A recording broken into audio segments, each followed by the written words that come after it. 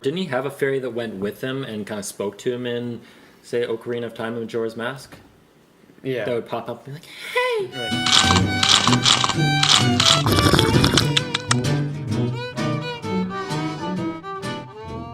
Good morning, everybody. Welcome to another episode of Breakfast Sketches. I'm Jeremy. I'm Chase. I'm Justin. So The Legend of Zelda Breath of the Wild is finally out, and we've noticed that they've actually deviated quite a bit from the previous entries in the series. That they have, so we decided that we would follow suit and do our own take on Link. Yeah, so we're going to be transforming him into a battle-hardened warrior.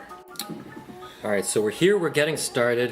Where do we want to start? Well, I think the first place to start is if he's going to be a true battle-hardened warrior, he's going to have a big beard. Okay. Especially since we're trying to think of him a few years down the line. He's been in battle for years now, right? And he's gone back to his farming town, and he's back to duty now, right? And by that, farming town, we mean we're going to be using Twilight Princess as reference. Yeah. That's probably the most realistic take on Link's. Yeah, I agree. The whole game just felt more grounded. The colors were more muted. Everything felt a little bit more, I mean, not real in that game. I mean, we're talking about Legend of Zelda, Yeah. but it felt a little bit more grounded. Yeah. For sure. Now, one thing that I guarantee neither one of you knew about Legend of Zelda is a lot of it came from Miyamoto's childhood. He spent his childhood roaming the countryside. Did you know this? Yeah. Yeah? God damn. Well, hopefully you guys didn't know this. He spent his childhood roaming the countryside, and that's what brought him the inspiration for Zelda, right down to an afternoon that he found a great expanse of caves and caverns, and he took a lantern down in the caves, and he bravely, or just out of curiosity, explored these caves all afternoon. And this is how he spent his childhood. And so a lot of this played into the game, and he wanted his players to feel the same bravery and curiosity and almost anxiety that he felt as a child. Well, I would say he succeeded in that. Yeah. On that note, did you know that Miyamoto also created Mario? I did know that. Now, we want this to still be recognizable as Zelda. Link. As Link. As Link. Chase has failed us all.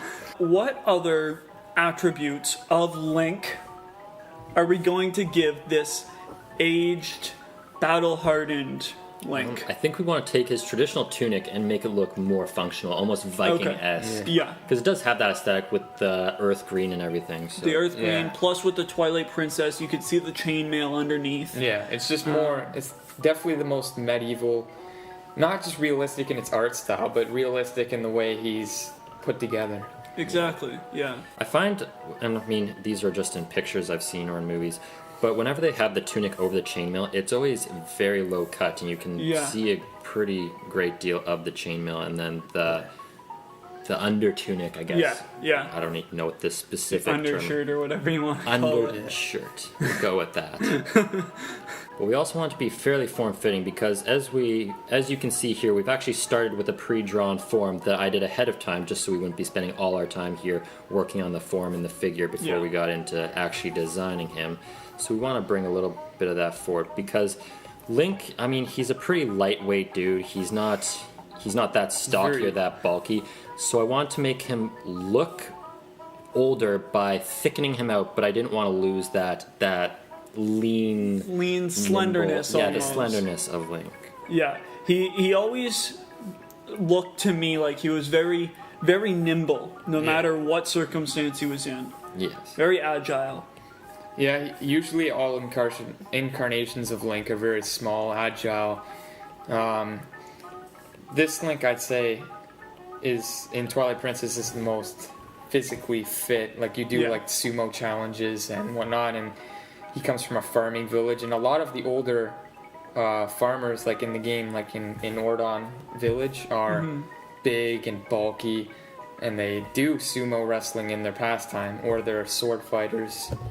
So that's what I could see him becoming, like a kind of like after he's done his adventure in Twilight Princess, he goes back to Ordon and just kind of grows old, maintains his skill with the blade, but he's primarily a farmer. Yeah. What I find is the key to doing a fan art is you want to keep all the elements that make them recognizable. Keep every element you see, but just change all of them. Because if all the elements are there, but aesthetically they look or feel a little bit different, it's still going to be recognizable as the same character. Yeah, for sure.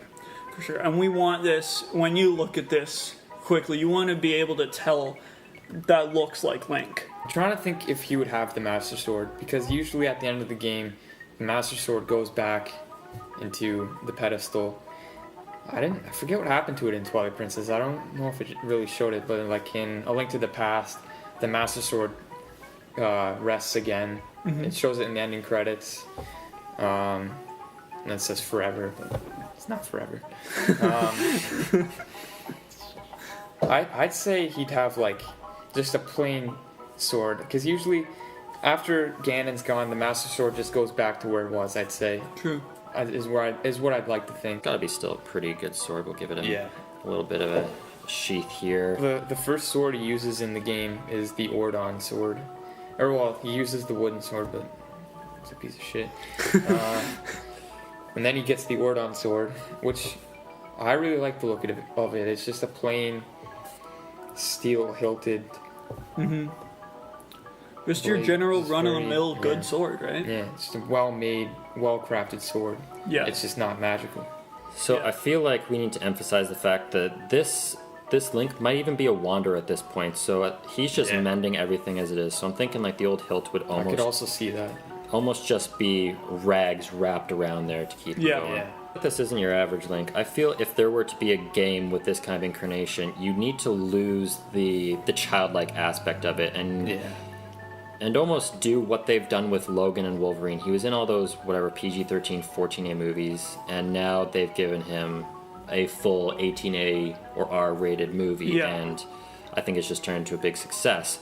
So I think they would need to do the same, be bold, and just go for a like M-rated Zelda game, open world, and Oh, that could be I think that would be amazing. phenomenal. I just can't see Nintendo ever going M-rated, but I could see like teen for teen.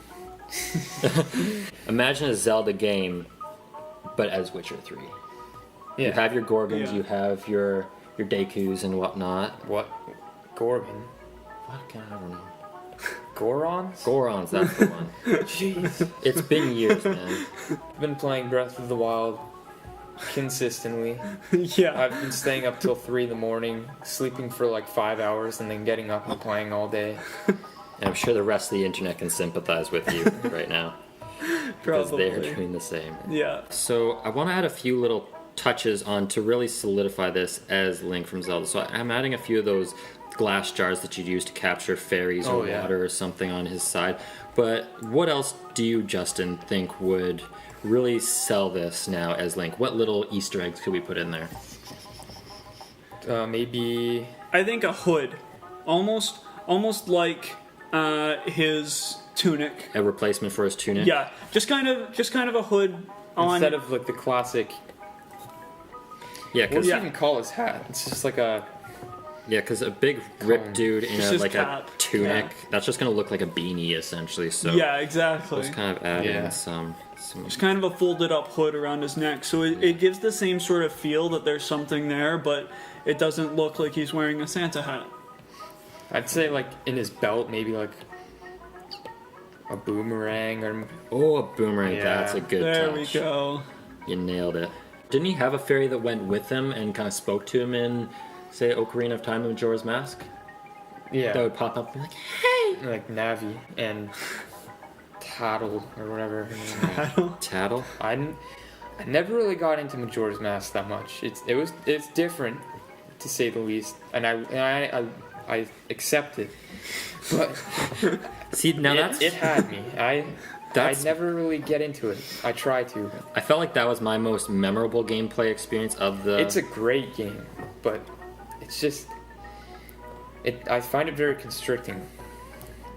Also, one last little detail I want to do to kind of do an homage to the original Link because he has these big draping kind of bangs that come down. Yeah. Now, obviously, I'm not just gonna ruin my drawing by doing that, but I want to add some like little stray fallen hairs that kind of drape down just a little bit. Flyaways. Yeah, some flyaways, Yeah. as they say. Should he have a scar? Because he's been battling for years now. Yeah, definitely. Like an eye scar? kind of like a weathered face, sort of.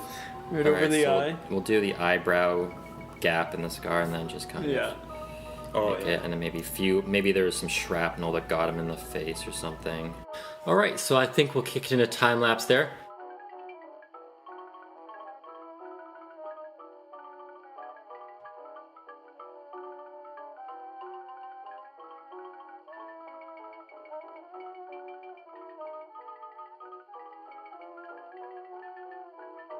Thanks for watching, guys, and I hope you enjoyed our attempt to turn Link into a battle-hardened badass. Yeah, and be sure to check out our channel for more awesome videos like this. And thanks for liking, commenting, and subscribing. If you didn't, we're gonna spin attack you.